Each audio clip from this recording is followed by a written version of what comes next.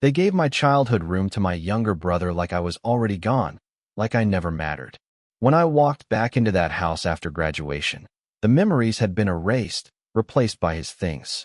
No explanation, no apology, just silence. But I didn't break. Instead, I bought the house next door. I will tell you how everything unfolded. Before then, we share stories like this every day. If you love them, don't forget to subscribe. We are on a journey to our first 500 subscribers. Thank you for subscribing. Kindly leave a comment telling us where you are watching from. We'd love to stay connected. Now let's get into the details of the story. The front door creaked open, and the smell hit me first. Freshly polished floors, lavender candles, maybe even a new coat of paint. My parents greeted me with practiced smiles, like they'd been rehearsing. "Welcome home, Noah," Mom said, arms outstretched, voice just a little too bright. Dad clapped me on the back, murmuring something about how fast time flies. I had graduated early, top of my class in software engineering, and I'd come back expecting a weekend of celebration. Instead, I stepped into a home that felt curated for someone else. We chatted in the kitchen. Mom asked about my final project.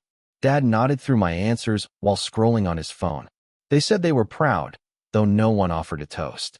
My younger brother, Liam, strutted in like he owned the place. Wearing my old hoodie, the one with the Columbia crest. He smirked, dropped his keys on the counter, and mumbled, "Hey, man," without looking at me. After dinner, I carried my bags upstairs out of habit. The hallway was dimmer than I remembered. I reached for my door, expecting to hear the familiar creak of the hinges, expecting to be greeted by the posters I'd carefully preserved, the books I'd stacked with purpose, the quiet sanctuary that got me through childhood. Instead, I opened the door to find chaos. Everything was gone. My desk, my photos. The walls were painted a sterile gray, and a flat-screen TV hung where my corkboard used to be. Weights were piled in the corner. A gaming chair faced a high-end PC I didn't recognize. And on the bed, Liam's backpack. I stood frozen. "Dude, what are you doing?" Liam's voice behind me wasn't curious. It was defensive. My parents appeared in the hallway a beat later, as if they'd been expecting this exact moment. "We thought you wouldn't mind," Mom said softly. "You weren't really using it anymore, and Liam needed more space." "You gave away my room?" I asked, barely above a whisper. "It's still your home," Dad added. "You can sleep in the guest room downstairs. It has a Murphy bed now." The guest room, the space that doubled as a laundry overflow and storage. I looked into their faces. No apology, no hesitation, just the smug satisfaction of people who thought they were being reasonable. I walked back down without a word. That night, I couldn't sleep. I lay on the Murphy bed, the springs groaning beneath me, staring at the ceiling, replaying every quiet moment of dismissal I'd endured in this house. Being told not to brag when I got into Columbia. Watching my achievements passed over for Liam's average soccer trophies. Being asked to help Liam with math, even though I was preparing for finals.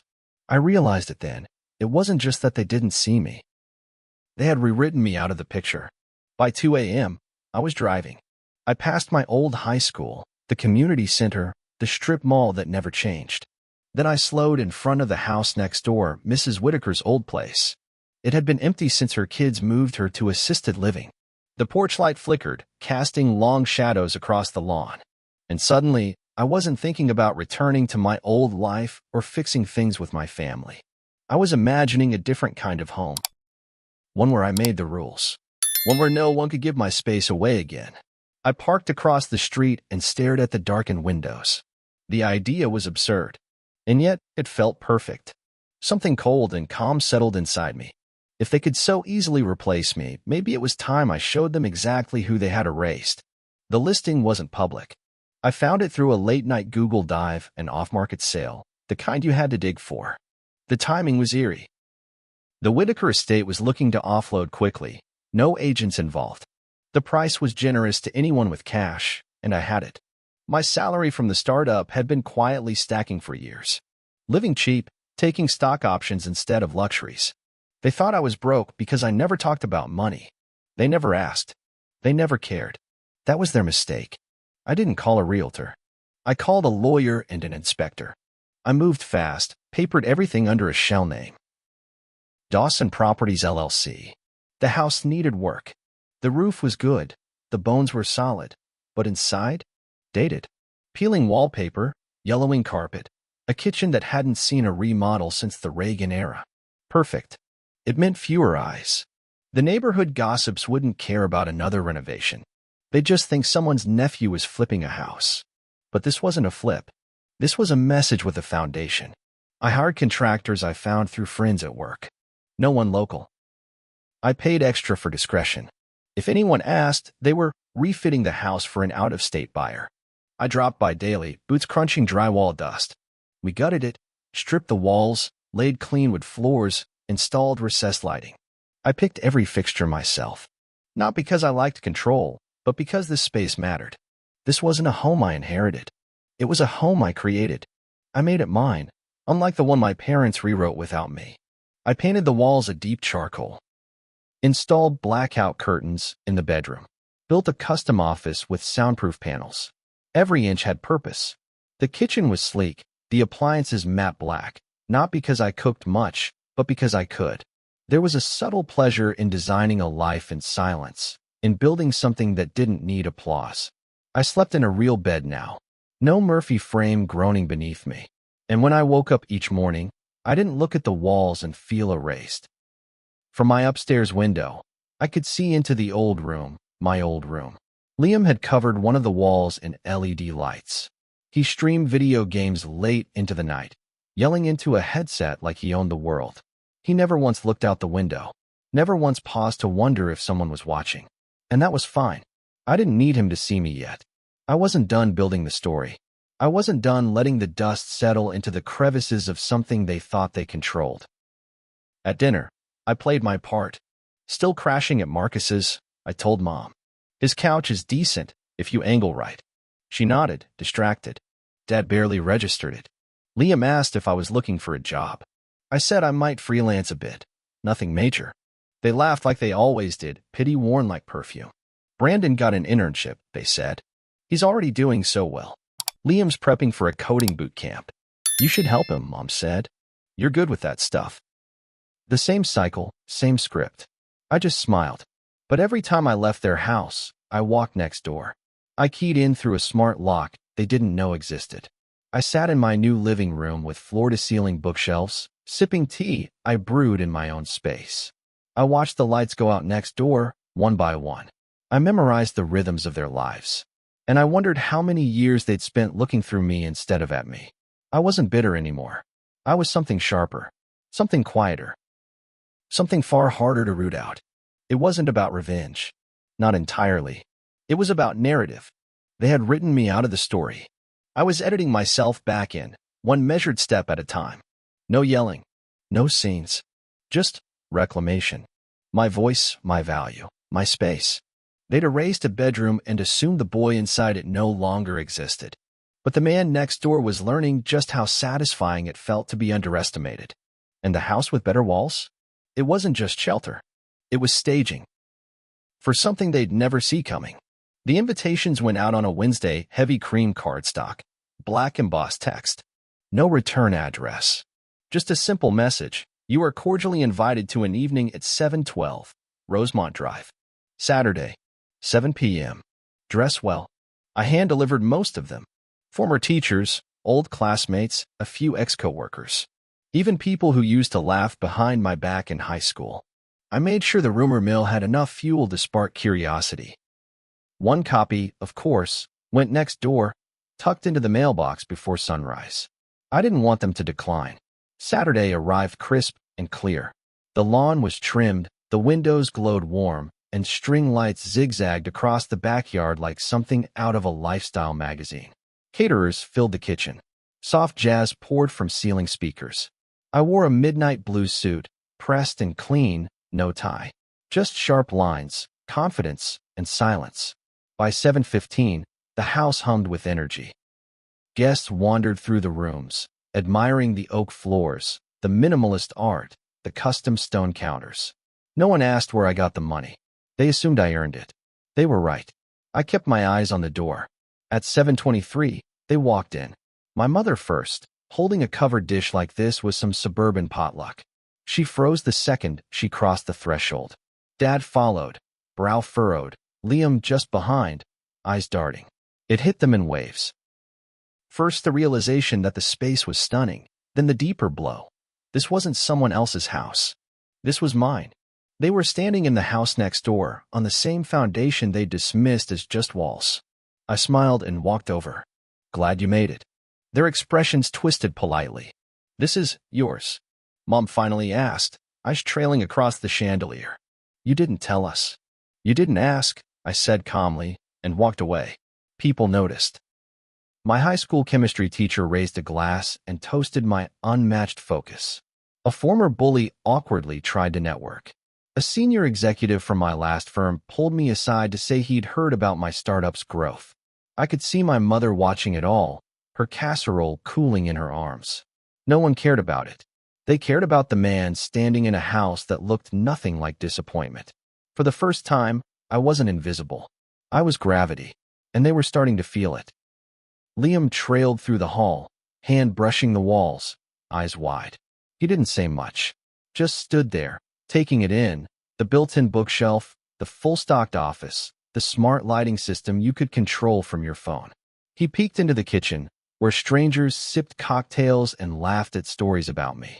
For a moment, I saw something flicker in him. Regret? Envy? Maybe confusion. He'd spent weeks stretching out in my old room, certain I'd just faded into irrelevance. But here I was. And here he was. A guest. My father tried to act unfazed. This must have cost a fortune, he said, eyeing the slate tile. It did, I replied. Worth every cent. I didn't need to gloat. The walls did it for me. Every brush surface, every curated corner whispered what I never said aloud. You overlooked me, and I didn't just survive. I surpassed you. And what stung wasn't the house, it was the truth that I never needed their approval. I built this life in spite of them, not because of them. My mother pulled me aside before they left, voice low. Why all the secrecy? I looked at her, unblinking. You gave my room away. So I found space somewhere else. They left early. The casserole remained untouched on the counter. Guests stayed late. The music got louder. People laughed more freely. The energy changed. I stood in the middle of it all, not as some tragic son cast out, but as a man they now respected. No apologies. No explanations. Just presence. And for the first time in years, I didn't feel like I was proving anything. I was simply existing on my own terms, in my own home, where no one could take the keys from me again. When the last guest left and the night wound down, I sat on the front steps with a drink in hand. The lights in my parents' house were still on. Liam's silhouette passed in the window. Maybe he was thinking. Maybe he was still trying to figure out how someone so quiet had built something so loud. I didn't care. The point wasn't what they thought. The point was that they finally had to think about me at all. I raised my glass toward the house next door and drank to my own erasure. Then I went inside and locked the door behind me. Liam's obsession began quietly, almost invisibly. At first, it was small things. Standing at the fence, eyes fixed on my windows, trying to catch a glimpse of the life he never earned. Then came the mimicry, copying my clothes, borrowing phrases from my guests, even attempting my rare smile. It was pathetic. A desperate shadow trying to step into light that wasn't meant for him. I watched, detached. He wasn't my problem. Not yet. Inside my walls, silence was power. I installed towering hedges, thick and dense, so no one could peer in. Soundproofing followed. I erased the noise of their jealousy, the whispers drifting over the property line. No calls. No interruptions. Just work. Hours spent shaping my startup from this fortress. My new life. Liam's frustration grew louder on the other side, but I stayed still. I didn't respond. I outpaced him instead. News broke fast. Young tech star moves next door to childhood home, quiet genius in the suburbs, the headlines teased. The article never named names, but the address was clear. Cameras and curious neighbors showed up at my door, eager for a glimpse of the man rewriting his story. The same street where my parents thought they buried me was now the stage for my rise. Questions flooded my parents' phones. Calls they dodged. Texts they ignored. They wanted answers. They wanted to understand how their forgotten son became a headline, how the quiet kid who left early was now the one people talked about. But I gave them nothing. No explanations. No apologies. My silence was louder than their accusations. While Liam tried to mimic success, I built real power. Every line of code, every contract signed, every investor call made from behind these walls was a quiet victory. At family dinners, I barely spoke. The tension thickened as Liam's eyes darted to my glass, my chair, my quiet confidence. He tried to bait me with snide remarks, but I kept my calm. This wasn't a fight I intended to win with words. It was a war I planned to win with results. My walls didn't just keep noise out. They kept me focused on a future where I no longer needed them. I was becoming untouchable.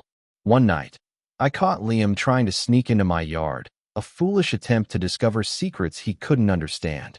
I didn't confront him. I just called security and let him be escorted away, head hung low. His obsession was a cage, not a weapon. I wasn't the enemy. I was the future they never saw coming. Quiet, relentless, and finally in control. The walls weren't just bricks and wood. They were the echo of a man who refused to be erased again. Late one evening, a soft knock interrupts the stillness. It's my mother, standing at the gate. No cameras, no crowd, just a quiet apology. "We didn't know what we were doing," she says, voice fragile, searching. I listen, really listen, for the first time since they erased me. Then I close the door, not in anger, but in finality. Some wounds don't heal with words, and some doors aren't meant to reopen. Days later, an email appears, Liam's desperate request for an internship. The kind of opportunity he once scoffed at. I don't reply. Not because I'm cruel, but because I've built something beyond his reach. My success isn't a shout. It's the city skyline, the fortified gates, and the silent house they refuse to see. Each day, my family looks out their window and watches me thrive. They see the life they tried to erase, the future they never thought I'd build. But the truth is clear now. They can see me, but they can't touch me. The past is behind closed doors, and I hold the key. No longer the forgotten son. No longer the displaced brother. I am here, unshakable, and the house next door is mine, my fortress, my victory, my silence louder than any fight. If you've ever been overlooked or erased by your own family, you're not alone. Sometimes the quietest revenge isn't yelling. It's building something they can never take away. What would you do if they gave away your place in the family? Drop your thoughts below and hit follow for more stories about fighting back when the ones who should love you most try to erase you. See you soon in the next story.